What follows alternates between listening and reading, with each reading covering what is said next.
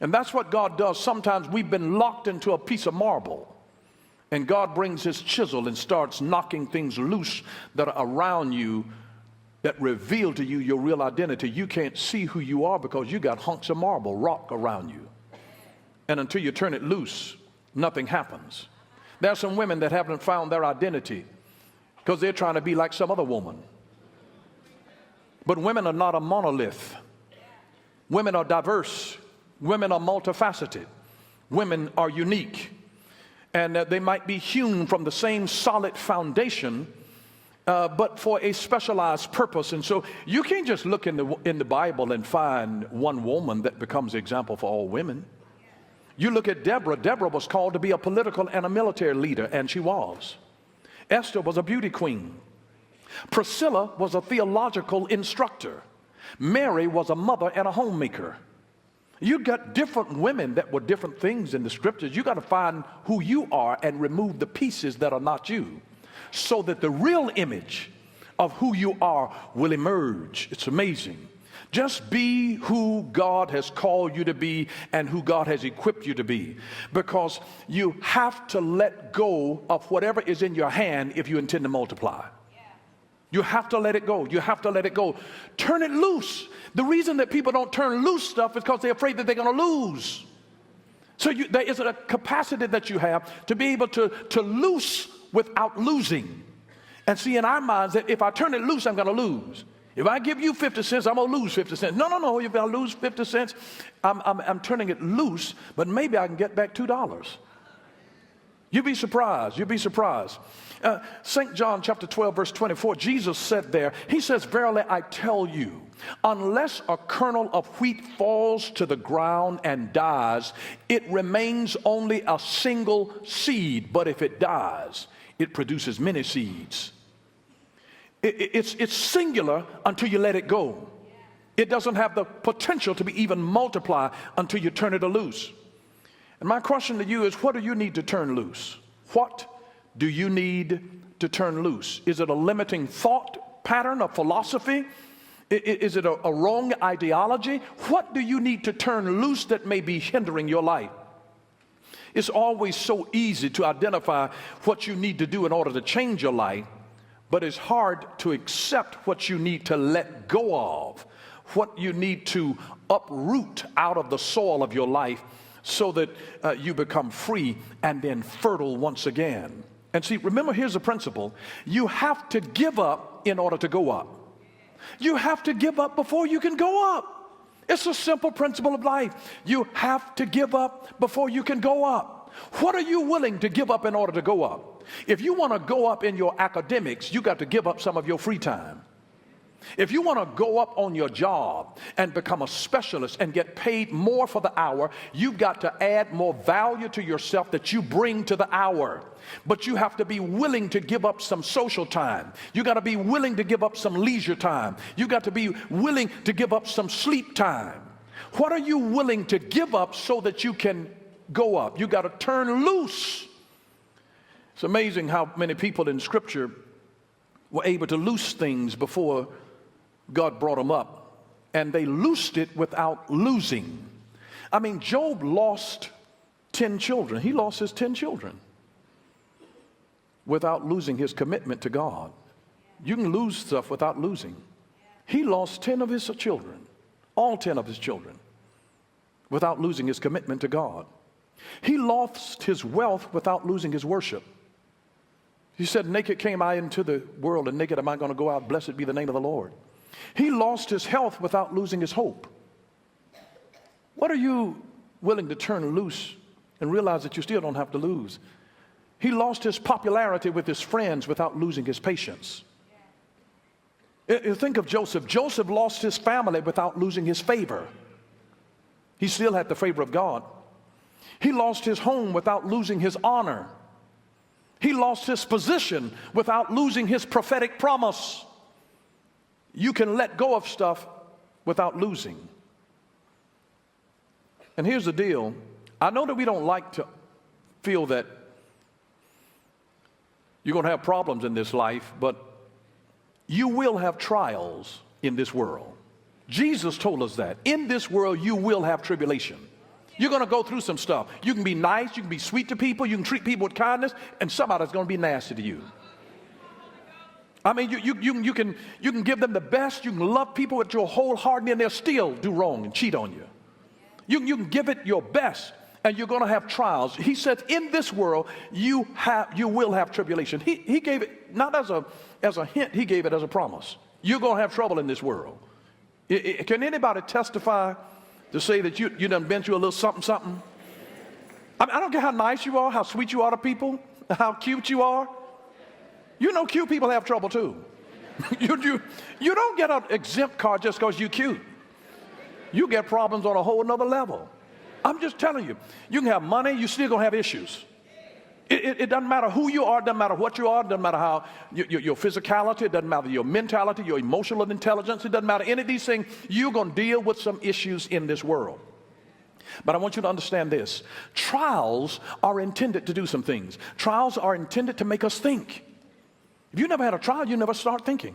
They're intended to make us think. They're intended to wean us from the world. Sometimes God had to let you have trouble to bring you behind out the world. He has to let you have trials sometimes to send us to the Bible. And sometimes he lets you have trials to be able to drive you to your knees. Just think about that. Trials are intended to make us think, to wean us from the world, to send us to the Bible, and to drive us to our knees. God uses trouble. Even if he didn't send it, he uses it. Everything is either God sent or God used. God will even use tragedy to bring some good out, to strengthen you, to strengthen your resolve in him, to bring your joy back. God will help you to be able to transcend stuff that used to get you down. And he wanted to bring a spirit of transcension in your life to help you get over what was getting you down. But here's the thing that I caution you, that when you have hard trials, don't let hard trials harden your heart. Don't let hard trials harden your heart. And I want you to think about this. There are at least 3 gifts that you gain from hardships. At least 3 gifts. Number 1, you get greater insight to what makes you tick. You really do. You don't know what you're made of until you go through some trouble. You don't know what you're capable of and what you're made of. Greater self-awareness means that you'll be better equipped to make better choices next time. So you get greater insight into what makes you tick. Number 2, you get increased compassion for others. Until you have hardship, you don't care anything about other people. Until you've been sick, now you know how to treat other folk when they're sick. Until you've been broke and without not having enough money to be able to eat or sleep or pay your rent and pay your car note, until you've been that way, you don't have compassion for other folks. So it gives us increased compassion for others, increased humility, increased sympathy. It means that you'll support others more readily. And then a 3rd gift that you gain from hardship is resilience. Resilience. Surviving means that you'll be stronger and more flexible and better able to tackle new challenges. Resilient. They can throw you their best shot. And it might take you a little minute to recover, but you're resilient. It means you come back. I'm looking at a bunch of comeback kids today who are resilient because you've been through hell and high water, but you're still here. You came back.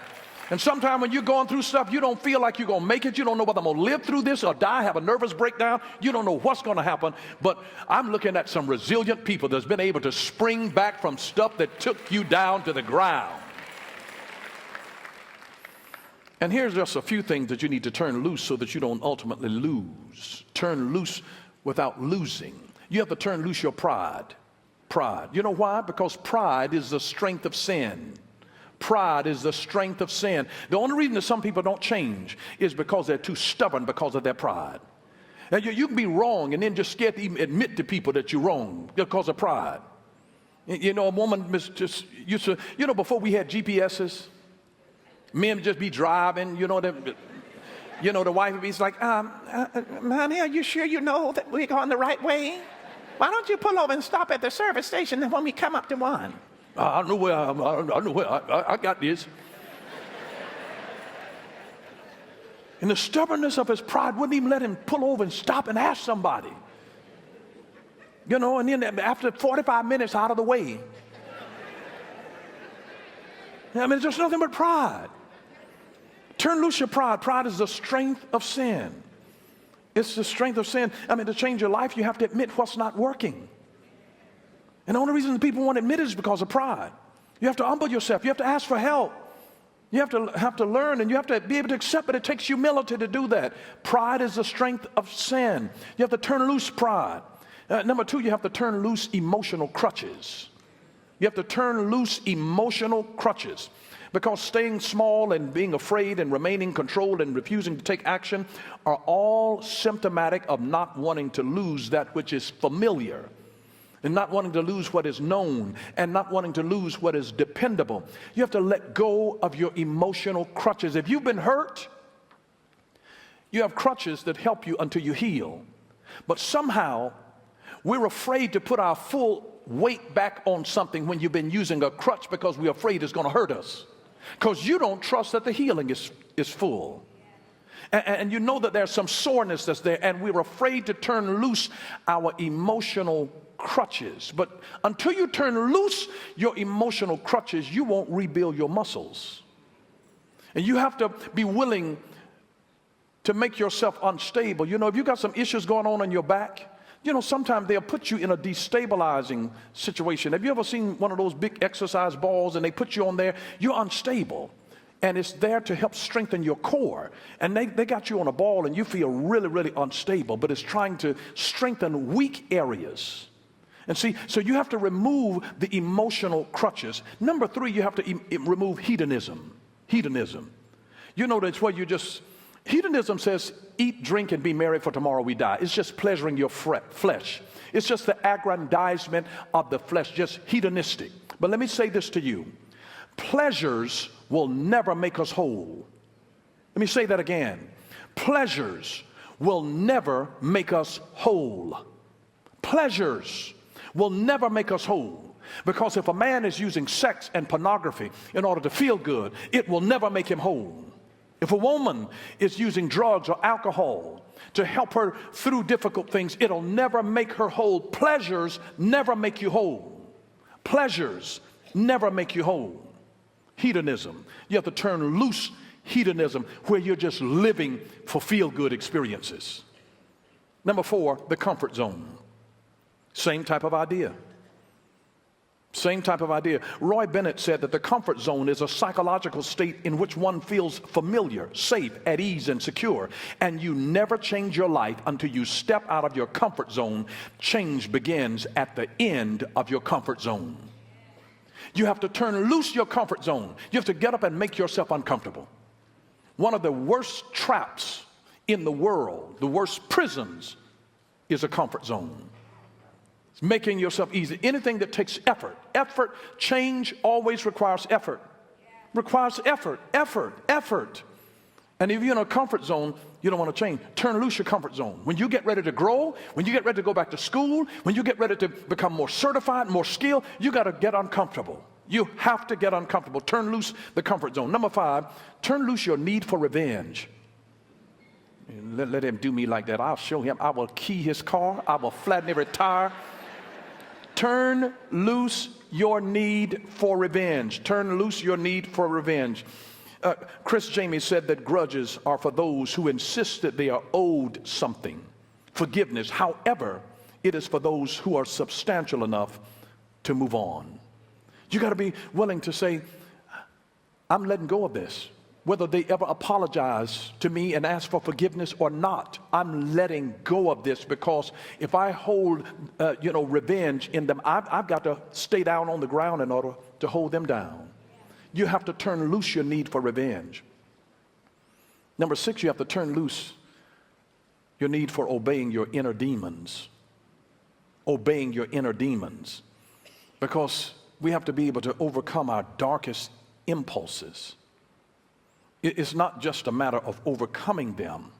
It is a matter of being able to hear them loudly and choose otherwise. Are you listening? You don't ever get rid of your inner demons. It's a matter of being able to hear them loudly and choose otherwise. Just remember, whenever your inner demons are talking to you, Gary, you know you ain't had none in a long time. Whenever your inner demons are talking to you, man, that's a bad woman you in. Woman, you turn this down, man. You don't know. Ain't nobody gonna find out. Whenever your inner demons are talking to you, you still have the power to choose otherwise. Your inner demons don't have the power of choice for you. You still hold the power of choice. Lay your hands on your chest. So I still have the power of choice. Your demons can tell you they can tell you drink some more, get drunk, stoned, smoke it, hit it again. Come on, it's legal over here. Go to Colorado, plan your vacation.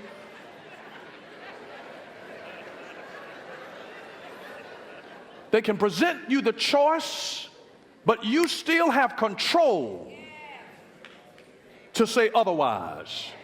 That I choose, as for me and my house, I choose to obey God. I hear you, demon, loud and clear. I hear you. I know what you're saying. I ain't stupid. I know exactly what you're saying. Yeah, that's right. Yeah, you're right. Moses chose rather to suffer affliction with the people of God than to enjoy the pleasures of sin for a season. Sin is always seasonal. It'll only last for a minute, then you feel terrible the next day. It's only for a season. It's only for a season. It's only for a season. It's only for a season. I mean, how much pleasure is that honey bun really going to give you? Is the Krispy Kreme really going to give you? It's only for a season. On the lips and then on the hips. It's only for a season. Listen, you have the power of choice. You have the power of choice. Turn it loose. You got the power of choice, obeying your inner demons. I couldn't resist. I guess something came all over me. You have the power to choose otherwise, no matter how loud the demons are talking. No matter how loud the demons are talking. No matter how loud the demons are talking, because you know there's a way that appears unto man to be right, but the end thereof is destruction. In other words, it leads straight to hell. And I don't care whether the demons are saying right this way, come right this way to hell. No, to hell with you, demons. You go.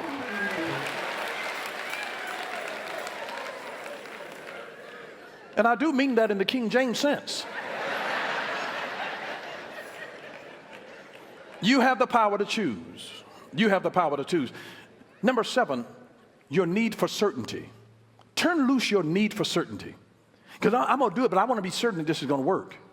When you wait until you're certain, you're too late. Your need for certainty. Certainty is an illusion of the highest form, because there's nothing guaranteed in life. I want certainty. I want certainty because I'm going to put my money in this investment. Certainty, if you're waiting for absolute certainty, you're going to be too late. I want to make certain that this is the one. By the time that you make certain that that one is the one, the real one might have passed you by. Certainty. And I just want you to realize this, that sometimes your success is not based on what you do, but what you stop doing. What do you need to turn loose? What do you need to stop doing? What do you need to stop doing? What do you need to stop doing? What do you need to stop doing? You know, in Exodus chapter 18, Moses sat from the morning to the evening listening to the problems of the people and then rendering his judgment. And he was visited by his father-in-law, Jethro, who happened to be the priest of Midian. And he told Moses, he says, Moses, and some of this was a bit self-interest. It was a bit of self-interest because remember, Moses is married to his daughter. And he's like, you know, Moses, you ain't a husband you're not worth your salt, Moses. You got my daughter and my grandchildren over there at home by themselves while you're behind is standing over here trying to be a savior to 3 million people. Sitting all day listening to the issue. And he says, listen, Moses, let me give you a strategy here.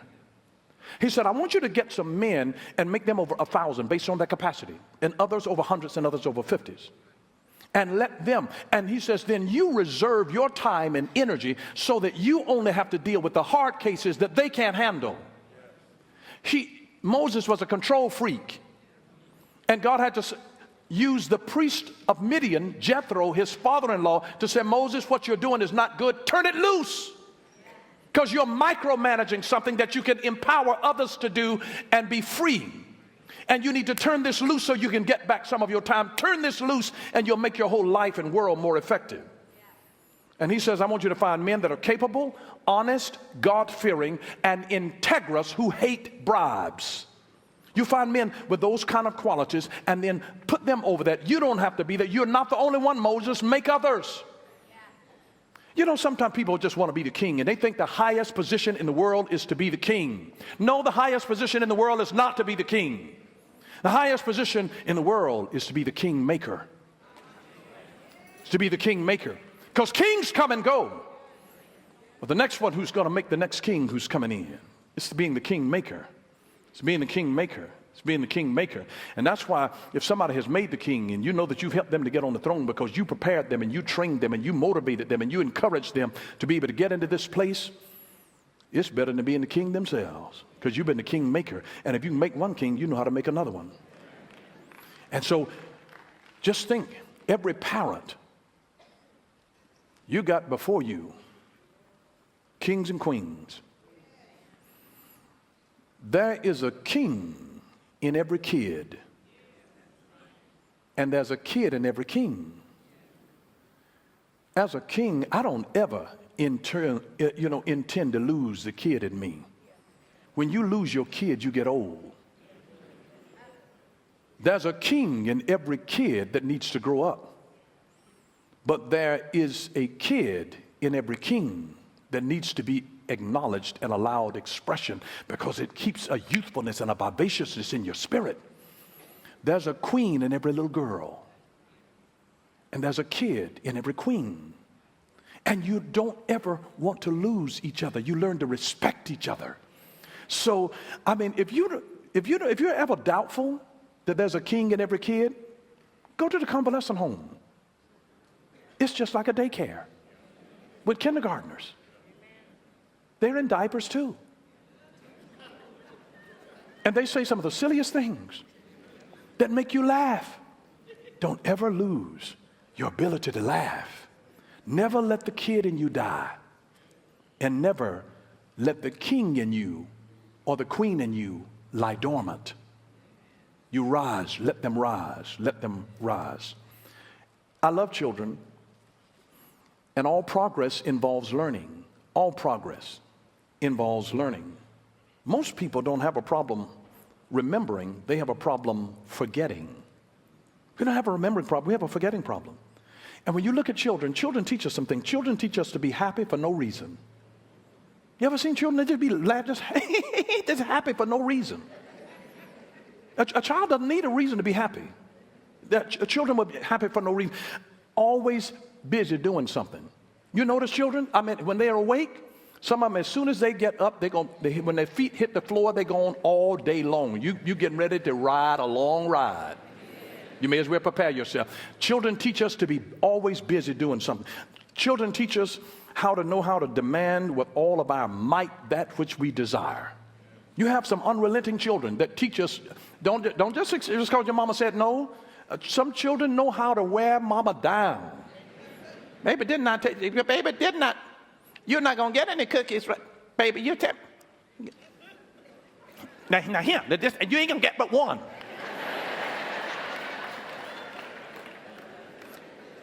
Children know how to demand with all of our might that which they desire. And they teach us how to let go of bad feelings and not hold grudges. I love that about children.